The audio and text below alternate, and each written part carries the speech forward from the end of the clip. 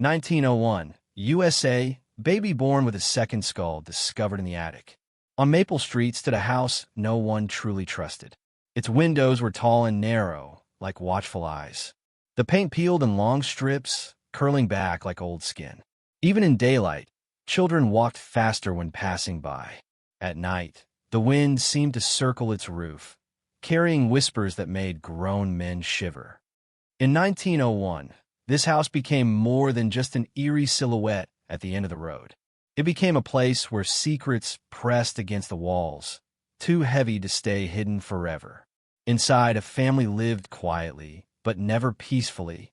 They smiled at church, kept their garden neat, and nodded politely to neighbors. But there was a tension in the air, a silence that felt deliberate.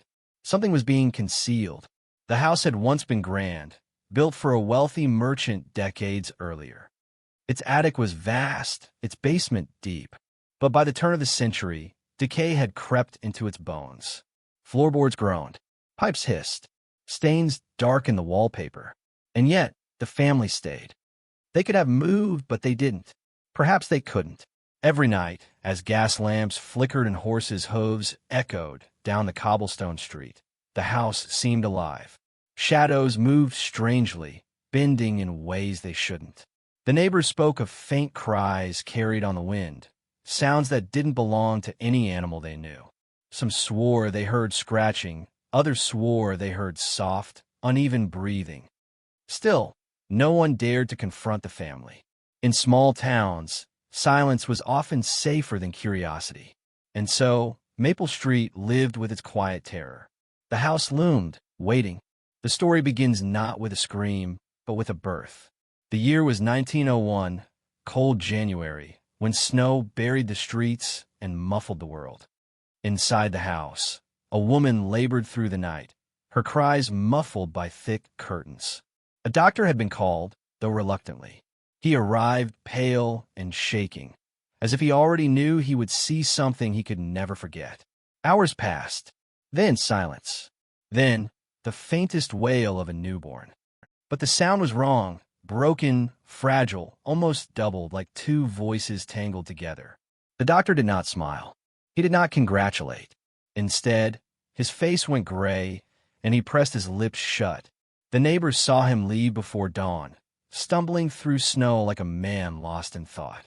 He carried nothing, yet his hands trembled as if he held a weight too heavy to bear. The family drew their curtains tighter after that night. No one saw the child. No one asked. The house became colder, as though the walls themselves recoiled from what lived inside. Visitors were turned away. Deliveries were left on the porch. From the attic window, sometimes a flicker of candlelight could be seen long after midnight. Rumors began to stir. Was the child sick? Was it deformed? Or had something worse happened? Some whispered of curses. Others claimed the family had angered God. The truth was far stranger, and it remained locked above the family's heads, breathing in the darkness of the attic. The house waited, and the town, though it didn't know it yet, was waiting too.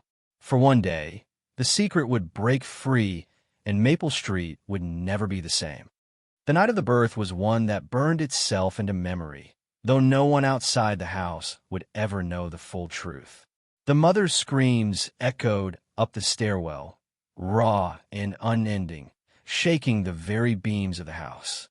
Candlelight threw frantic shadows across the walls as the midwife dabbed sweat from her brow, and the doctor hunched over, grim-faced. The air was thick with the smell of sweat, blood, and something else, something metallic and strange, as though the room itself was turning sour. When the child came into the world, silence fell first. No healthy cry filled the room. Instead, a gurgling sound emerged, wet and broken, as if the newborn fought against something unseen. The midwife gasped, stepping back, her hands clutching at her apron. The doctor froze. His eyes narrowed as he leaned closer, and then he staggered back, his hand over his mouth. The baby was alive, but its head was not like other children. A second mass rose above the small skull, swollen, grotesque, a misshapen crown of bone and flesh that did not belong. It pulsed faintly, as if it carried a life of its own.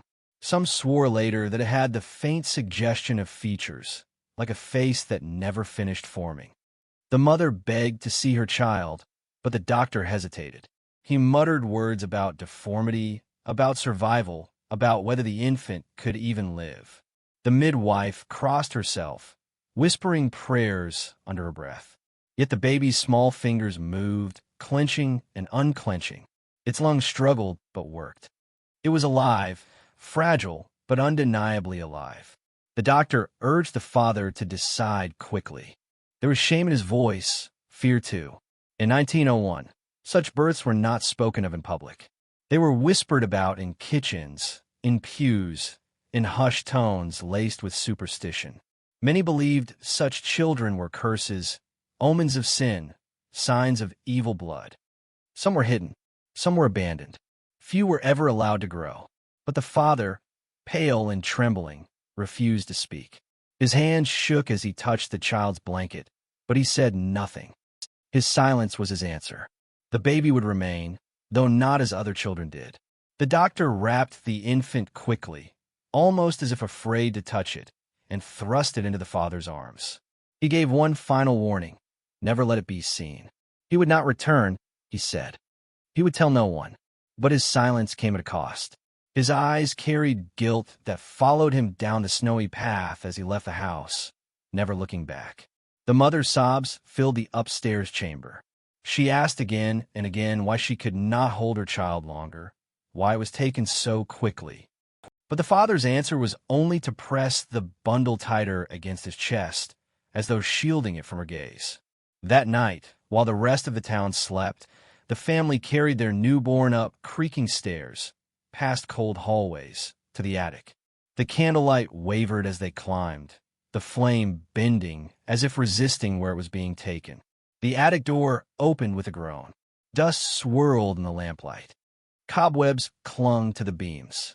It was not a place for life, yet it became the only place for theirs. There, the child was laid in a crib that had been hastily built from old wood. The air was colder, sharper, the wind sneaking through cracks in the roof.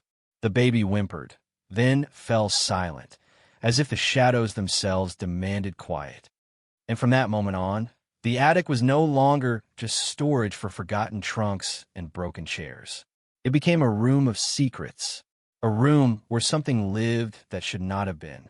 The house had gained a new voice that night, soft but unrelenting, a second skull pulsing faintly in the darkness above. The doctor never spoke of that night again, not to his colleagues, not to his wife, not even in confession. He carried the memory like a sickness in his chest, a weight pressing down every time he walked past the church or sat alone in his study. People noticed the change in him. His hands, once steady, began to tremble during examinations. His eyes darted away when children came into the room. He no longer lingered at the market to chat, and when townsfolk greeted him, he answered too quickly, eager to move on. He was a man haunted, not by death, but by something worse, a life he had helped bring into the world. He tried to tell himself it was simply a deformity, a cruel twist of nature. But he couldn't forget what he saw. The second growth wasn't just a lump. It throbbed. It had structure, almost form. In certain moments, as candlelight struck it, he swore it looked like a face trying to emerge, its features faint but undeniable. That memory made sleep impossible. Night after night, he woke in a sweat, hearing phantom cries, as if the child had followed him home. The town noticed his decline, but offered no questions. Doctors were men of authority. To doubt them was to disturb the fragile order of things. So his silence stood, unchallenged. But silence has a way of rotting from within. One winter morning, months after the birth, the doctor was seen outside his home, pale and unshaven, clutching a small notebook. A neighbor swore she saw him scribbling furiously, as though pouring his mind onto paper. But whatever he wrote never surfaced. Some believed he destroyed it, fearful of what the words might reveal. Others whispered that the family on Maple Street had taken it from him, ensuring their secret would never spill. His visits to patients dwindled. His health worsened. By the following year, he vanished altogether, leaving his practice without explanation. Some said he fled west, chasing distance from the thing that plagued him. Others believed he hadn't fled at all, that perhaps he was swallowed by the very secret he once tried to escape. But what no one could ignore was how his silence mirrored the silence of the house on Maple Street. The family remained withdrawn, curtains drawn tighter, doors bolted earlier. The neighbors accepted it, but unease spread like frost across the town. The doctor's absence became another layer of mystery. Why would a man of science, respected and secure, abandon everything without a word? Those who remembered his hollow eyes had their answer. He had seen something that unmoored him, something that broke the fragile barrier between reason and nightmare. And somewhere hidden above the floorboards of Maple Street, that very thing still breathed, still grew. The doctor was gone, but his silence was more terrifying than his words could ever have been. For silence left space, for rumor, for fear, and for the imagination to build horrors greater than the truth. And in that silence, the town began to wonder what kind of secret a family would keep locked away in their attic, year after year, as if waiting for the day it could no longer be contained. The attic became the child's world, a single room beneath a slanted roof, filled with old trunks, dust, and the smell of moth-eaten cloth. The light was dim, filtering through cracks in the boards where the sun crept in like thin blades. In winter, the air turned bitter, and the baby's cries were muffled under heavy quilts. In summer, the heat pressed down, suffocating, as if the walls themselves wished to smother what they contained. The family rarely spoke of the attic, even among themselves. The mother carried food up the stairs in silence, bowls of broth, bread softened in milk, apples sliced thin. Her steps were slow, her breath catching before she reached the door. She never lingered long. She would set the tray down, stroke the child's small hand, then leave quickly, as though staying too long meant she too might be claimed by the shadows that lived there. The father was harsher. He avoided the attic whenever he could, but when he did go, it was not with tenderness. His visits were short, his words clipped.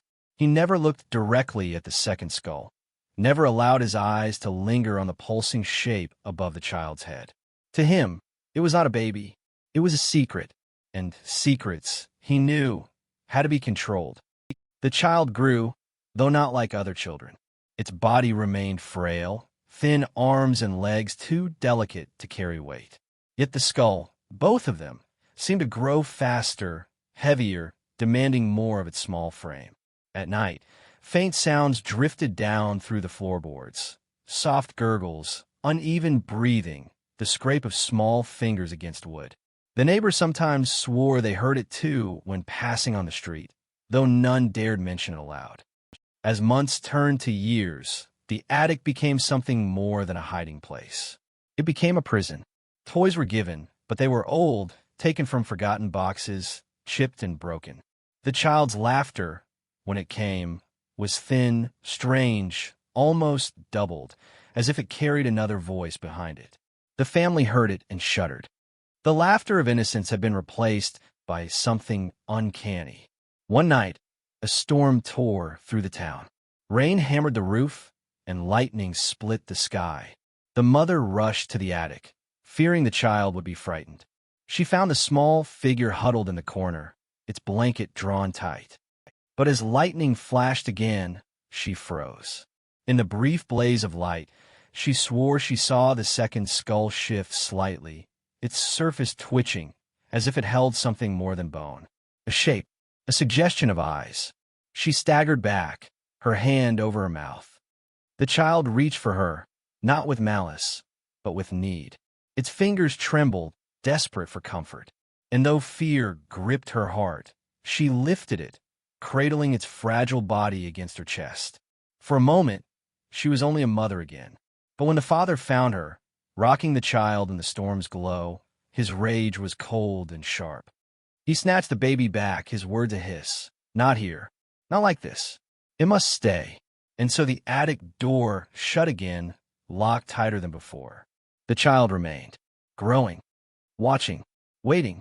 The attic was no longer silent. The family heard movement at odd hours, scratching, tapping, sometimes a low moan that drifted down through the floor. They told themselves it was the wind. They told themselves it was the house settling. But in their hearts, they knew. The attic kept its secret. But secrets have a way of demanding to be heard. Shame is a heavy thing. It does not sit quietly. It seeps into every corner of a house, into every glance exchanged at the dinner table, into every silence that lasts too long. In a house on Maple Street, shame became another resident, living alongside the family and their hidden child. The mother carried it in her eyes. She no longer met neighbors in the market. Once lively, she now walked with her head lowered, her basket clutched tightly as if afraid the world could see her thoughts spilling out. She aged quickly. Lines deepened on her face. Her hands grew thin, restless. She longed to speak of her child, to weep openly, but the father's warnings were iron. No one must know. The father bore the shame differently. His was anger, quick and cutting. His business began to falter. Customers drifted away, drawn to friendlier men with lighter spirits. He blamed the world for his failures, but in truth, it was the weight of his secret eating him alive. At night, he drank heavily, staring into the flames of the hearth, muttering words no one dared answer. Sometimes, when the baby's cries drifted faintly from above, his jaw clenched so hard it seemed his teeth might break. The older children, yes, there were two others, were not spared either. They were told the attic was forbidden, that nothing existed there worth knowing. But children are not blind. They noticed the trays of food carried upstairs, the hush that fell over the room whenever a strange sound rattled from above. They noticed their mother's tears when she thought no one was watching. They grew up in the shadow of a secret they could never name. And outside, the town watched. People spoke in whispers when the family passed. Their polite smiles stretched too thin. Why did this once respected household withdraw so completely? Why did they never allow visitors? Why did the doctor vanish so suddenly after attending their home? Rumors bloomed. Some said the mother had gone mad and was kept hidden upstairs. Others believed a criminal relative was being concealed. A few whispered of a malformed child, a punishment from God, locked away to keep the family's honor intact. The family never answered questions. Their silence was their defense, but also their condemnation. In a small town, silence was not protection. It was a confession. And so the family became an island. Invitations stopped arriving. Their pew at church sat empty. Even passing neighbors chose other streets when possible. Maple Street grew quieter, the house darker. Shame had done its work, driving the family not only into secrecy, but into exile, even while surrounded by others. Inside, the attic child continued to grow, though stunted and frail. Its laughter, thin and uncanny, was sometimes heard by the siblings below. At night, they whispered to each other, terrified, wondering what lived above their heads. Was it truly their brother, or something else entirely? The mother's love warred with her shame daily. She wanted to cradle her child openly, to defy the whispers, but the father's wrath kept her bound. In her heart, she loved him still, but the shame of what he represented, the mark of the family's darkest secret, was too great to bear in the light of day. And so the attic became both womb and tomb, a place of hidden love and unbearable disgrace. The family's shame was not silent. It poisoned them, shaping every word, every choice, every moment of their lives. And as the years passed, the secret in the attic grew heavier, pressing down upon the family like a second roof ready to collapse. But secrets never stay buried forever. The walls themselves seemed to know. And sometimes, late at night, when the wind pushed hard against the shutters, the shame didn't sound like silence anymore. It sounded like footsteps above. It began with whispers. At first, the family thought it was only their imagination. The mother would pause in the kitchen, ladle in hand, certain she'd heard a soft murmur drifting through the floorboards above. The siblings, lying awake in their shared room, swore they heard faint words, though they could never make out what was being said. The attic child was older now. Its cries had faded into something stranger, sounds too patterned to be mere wailing, but too warped to be human speech. Sometimes it was a low hum, vibrating through the beams of the house. Other times it came in bursts, like syllables tangled together, as though two voices tried to speak at once, but never quite aligned. The mother strained to listen during her visits, heart aching. She wanted to believe her child was trying to speak, trying to bridge the chasm that had been forced between them. But the father dismissed it as nonsense. "It's noise," he said, cold and final. Nothing more. Yet when he said it, he refused to look her in the eye. The siblings were less certain. They whispered to each other in the dark, frightened but curious. One swore she heard her name, faint and stretched, like a voice carried on the wind. The other claimed he heard laughter, sharp and mocking. Neither dared go near the attic, though sometimes they pressed their ears to the walls, trembling, listening. Outside the family, the town began to notice too. Neighbors who passed on late evenings spoke of strange sounds leaking from the house, soft voices, sometimes singing, sometimes moaning. One man swore he heard a lullaby, though no one in the house had been known to sing for years. Another insisted he heard two people arguing in harsh whispers, though no light shone from the windows. Whispers spread quickly in small towns. "The house is haunted," some said. "The family keeps a lunatic hidden away," said others. A few crossed themselves and muttered about demons, convinced the family had invited something unnatural into their home. The church bell rang on Sundays, but the family never returned to the pew they once claimed. The silence of their absence was louder than any sermon. Inside, the voices grew bolder. The mother awoke one night to find her name whispered so close it felt like it brushed against her ear. She sat up in terror, certain the attic door had opened. But when she checked, the lock was still in place. The child was still upstairs, and yet it was learning. The father tried to drown it out with drink, but even his heavy sleep was disturbed by murmurs, sounds that slithered into his dreams. Sometimes he woke certain he heard two children crying, though he knew only one had been born that night. Other times he bolted upright, his heart pounding, convinced someone was calling from the stairwell. The attic was no longer contained by wood and locks. Its presence seeped into the house itself, into the walls, the floors, the very air they breathed. And though no one admitted it, each family member wondered the same terrifying thought. Was the child speaking? Or was something else speaking through it? The voices did not stop. They only grew clearer, stronger, more insistent. And soon, the family would learn the truth, though the truth was far more terrible than the rumors outside. By 1905, Maple Street could no longer ignore the house at the end of the lane. What had once been whispers over fences and in pews became sharper questions. The family's absence from church, their refusal of visitors, the shuttered windows that never opened. These things gnawed at the town's quiet order. Neighbors swore they saw shadows moving in the upper windows when no lamps were lit. Children dared each other to run across the yard, but always fled before reaching the porch. The postman claimed he heard scratching from the attic when delivering letters, though no one else was in sight. Each story fed the next, until the house was less a home and more a legend. The father tried to maintain appearances. He dressed neatly, greeted townsfolk curtly, kept his business running just enough to survive. But his face was drawn, his eyes hollow. People noticed he spoke less and drank more. The mother was rarely seen, and when she was, her veil was drawn low, as though hiding her grief or her shame. The children walked to school in silence, their clothes clean but plain, their eyes cast downward. They carried themselves like ghosts drifting through the living. The town began to fill the silence with its own answers. Some believed the family was cursed, paying for sins unknown. Others claimed they were dabbling in unholy practices, drawing spirits into their home. The boldest whispered of a malformed child, kept out of sight, its existence too shameful to reveal. Each rumor was more grotesque than the last, and yet none touched the truth. Suspicion soon turned into action.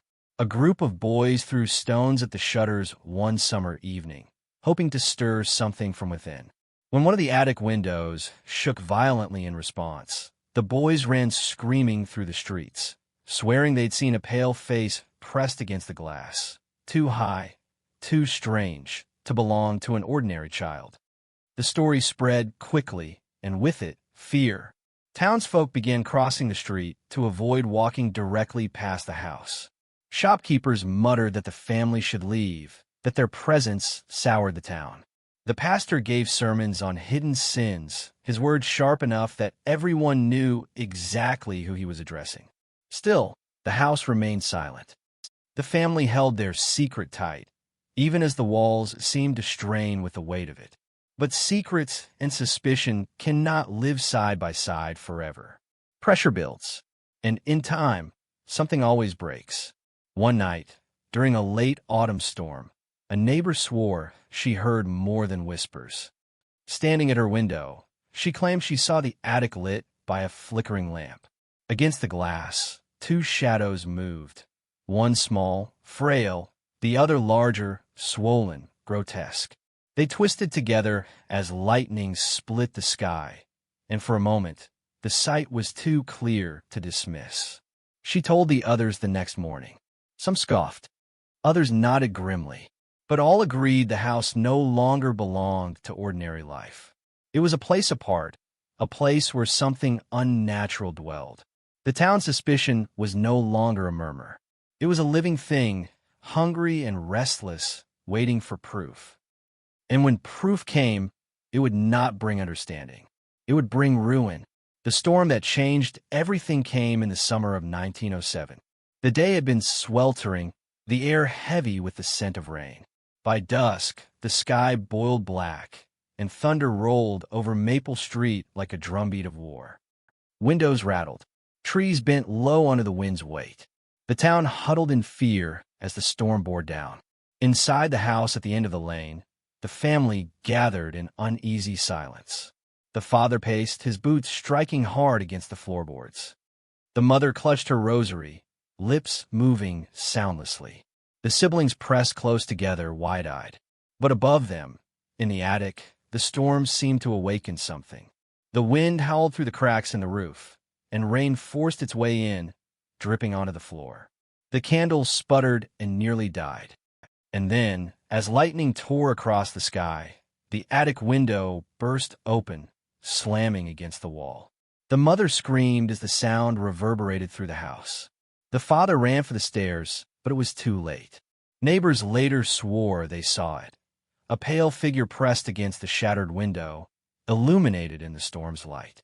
Its body frail, but its head too large, too heavy, and above it, unmistakable, a second swelling of bone, a grotesque crown that seemed to twitch in the lightning's glare. For the first time, the secret had revealed itself, not only to the family, but to the entire street. The storm raged on, rain lashing the walls, thunder shaking the glass. The father slammed the attic door shut, his face ashen, his breath ragged. But whispers carried through the storm. The siblings swore they heard voices not only from the attic, but from the very walls themselves. Two voices speaking in overlapping tones, one weak and childlike, the other deeper, distorted, inhuman. The neighbors did not sleep that night. Some huddled with lamps burning, whispering prayers. Others gathered near their windows, unable to tear their eyes from the house. They claimed they heard a cry unlike any they had ever known, half scream, half wail, carried on the storm wind until it pierced through every shuttered door on the street. By morning, the storm had passed, but the damage remained. The attic window was broken, glass scattered across the lawn. The family worked quickly to cover it, but the neighbors had already seen too much. Whispers spread like wildfire of the figure in the window, of the double-headed silhouette, of the sound that had clawed its way into their dreams. The house was no longer simply strange, it was marked. Every person in town now carried the image of what they had glimpsed in the storm, and though no two descriptions were identical, all were filled with horror. Some swore the second skull blinked. Others claimed it moved independently, writhing like a living thing. A few insisted it smiled. Inside the house, The family knew there was no undoing what had been seen. The father's anger grew into something violent. He slammed doors, shouted at shadows, cursed his own blood. The mother wept until her voice was hoarse, torn between her love and her fear. The siblings hid, ears covered, praying for silence. But in the attic, the child sat quietly, its wide eyes watching the shards of broken glass glitter in the morning sun. It did not cry. It did not laugh. It only listened, as though it understood that the world had finally noticed. And once noticed, a secret can never return to the dark. The storm had ripped away the last veil of secrecy. In a town as small as theirs, rumors spread faster than fire, and by dawn, the entire community was buzzing. Some claimed the family harbored a demon. Others said they had hidden a monster child for 6 long years. A few insisted it was not a child at all, but the ghost of one, a spirit trapped between worlds, showing itself only when lightning forced it from the shadows. The family could not escape the stares. When the father walked into town, men turned their backs. Women clutched their children tighter. The siblings were followed on their way to school, boys jeering, girls whispering. The mother stopped leaving the house altogether, her world shrinking to the dim hallways and her hidden child upstairs. Yet the greatest shift came not from outside, but within the house itself. The attic had become restless. The voices that once came in whispers now rose clearer, sharper. Sometimes it was a child's cry, other times a low murmur too deep to belong to any young throat. At night, when the family sat in silence downstairs, they could hear footsteps pacing above. Slow, measured, as though the child was no longer confined to its crib, but moving, thinking. One evening, the siblings, unable to bear their curiosity, crept up the stairs. They stopped just short of the attic door. Inside, they heard something that froze their blood. It was not crying. It was not laughter. It was singing. A faint lullaby, sung in 2 voices, one high and trembling, the other lower, uneven, distorted. They fled back to their room, swearing never to tell their parents what they'd heard. But in their silence, fear grew deeper.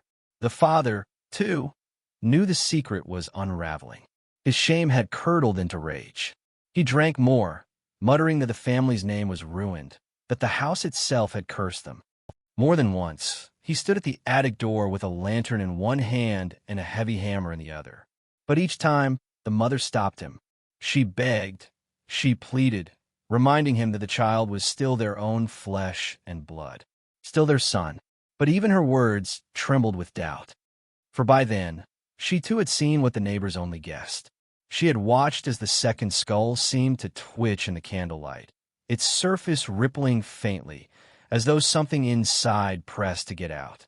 She had felt the weight of her child in her arms, the unnatural heaviness of its head, the warmth of 2 pulses beating at once beneath her hand. Love and terror warred inside her heart, and neither ever fully won. The breaking point came one night when a group of townsmen gathered outside the house. They carried lanterns and whispers of action. They said the family owed the truth. They said the safety of their children demanded answers. The father barred the door, his voice rising in fury, while the mother wept in silence. Above them, the attic stirred. A thump shook the ceiling, then another, then a sound like dragging, something heavy moving across the floor. The men outside froze. The family inside stared upward. Then, through the shattered pane of the attic window, 2 shapes appeared. One small, the other grotesque, fused together yet fighting for space. In a lantern light, the truth was no longer rumor. It was flesh. It was real. The crowd scattered, some screaming, some crossing themselves, others swearing they'd never return. The father sank into a chair, his face gray, his body trembling as though the fight had left him entirely. The mother fell to her knees, clutching her rosary, so tight it snapped. And above them, the child with 2 skulls pressed against the glass, watching, as though it knew its existence had finally been unearthed. The truth was no longer hidden, and from that moment on, the family was no longer feared for their silence. but for the thing they had kept breathing in the shadows for so many years. The attic window was boarded up the next day, but it was too late. The image of the child, its head carrying a second skull like a curse, lived on in the minds of everyone who had seen it. Families whispered about it at their dinner tables. Pastors spoke in hushed voices of divine punishment. Children dared each other to pass by the house after dark, their footsteps quickening as they swore they heard faint cries from the eaves. The family's world collapsed piece by piece. The father lost work. No one wanted a man with a monster in his home. The siblings grew silent, shrinking into themselves, burdened with shame that wasn't theirs to carry. And the mother, she lingered in a state between devotion and despair, tending to her hidden child with the same trembling hands that once rocked him as a newborn. But the story did not end with answers. Instead, it sank into questions that echoed long after the doors of the house were finally shut for good. What became of the child with two skulls? Some claimed the father, driven by madness, ended it himself one stormy night, the attic going quiet forever. Others swore the mother spirited him away, carrying him into the woods, where his cries faded into the trees. Still others insisted the child grew, hidden and unseen, until his presence could no longer be contained. The singing, they said, was heard years later, drifting from the boarded attic when the wind turned just right. The house stood empty for decades, its shutters sagging, its wood darkened with rot. Strangers avoided it, even as new families moved into the town. The attic window, nailed shut, became a symbol of everything unspoken, a warning, a memory, a secret that refused to die. And so the tale of the baby born in 1901, with a second skull and a life hidden in the rafters, remains not just a fragment of family tragedy, but a shadow that spread far beyond one household. It asks questions no one dares answer. Was it a deformity, a cruel trick of biology? Or was it something darker, a punishment, a haunting, a sign? Generations later, the house was finally torn down. But those who watched swore the workmen found something strange in the attic. A small cradle covered in dust, and within it, two tiny indentations on the pillow. Two places where heads had once rested. The boards were burnt, the remains scattered, the house erased, but the story lives.